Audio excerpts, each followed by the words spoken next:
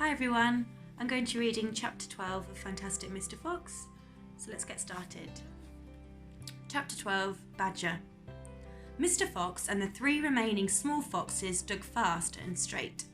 They were all too excited now to feel tired or hungry. They knew they were going to have a whacking great feast before long, and the fact that it was none other than Boggis's chickens that they were going to eat made them chuggle with laughter every time they thought of it. It was lovely to realise that while the fat farmer was sitting up there on the hill waiting for them to starve, he was also giving them their dinner without knowing it. "Keep digging," said Mr. Fox. "It's not that much further." You see them digging there?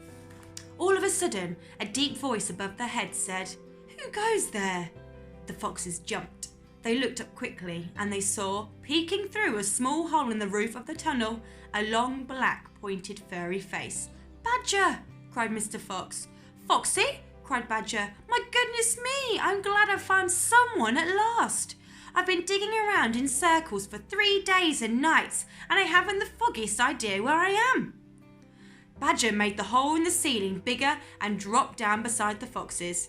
A small badger, his son, dropped down after him. "Haven't you heard what's happening up on the hill?" Badger said excitedly. "It's chaos. Half the wood has disappeared and there are men with guns all over the countryside. None of us can get out, even at night. We're all starving to death." "Who is we?" asked Mr. Fox. "All us diggers. That's me and Mole and Rabbit and all our wives and children. Even Weasel, who can usually sneak out of the tightest spots, is right now hiding down my hole with Mrs. Weasel and 6 kids." "What on earth are we going to do, Foxy? I think we're finished." Mr. Fox looked at his 3 children and he smiled. The children smiled back at him, sharing his secret. "My dear old Badger," he said, "this mess you're in is all my fault." "I know it's your fault," said Badger furiously, "and the farmers are not going to give up till they've got you. Unfortunately, that means us as well. It means everyone on the hill." Badger sat down and put a paw around his small son. "We're done for," he said.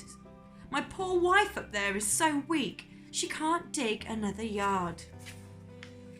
"Nor can mine," said Mr. Fox, "and yet at this very minute she's preparing for me and my children the most delicious feast of plump, juicy chickens."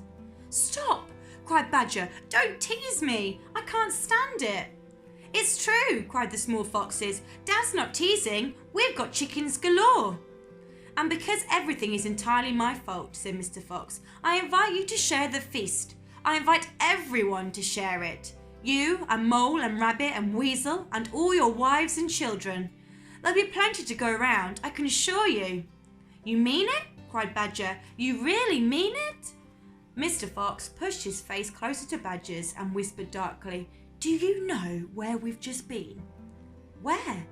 "Right inside Boggis's chicken house number 1. "No." "Yes, but that is nothing to where we are going now. You've come just at the right moment, my dear Badger. You can help us dig. And in the meanwhile, your small son can run back to Mrs. Badger and all the others and spread the good news." Mr. Fox turned to the small badger and said, "Tell them they are invited to a fox's feast.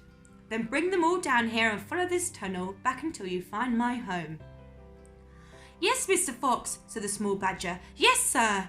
Right away, sir. Oh, thank you, sir." And he scrambled quickly back through the hole in the roof of the tunnel and disappeared.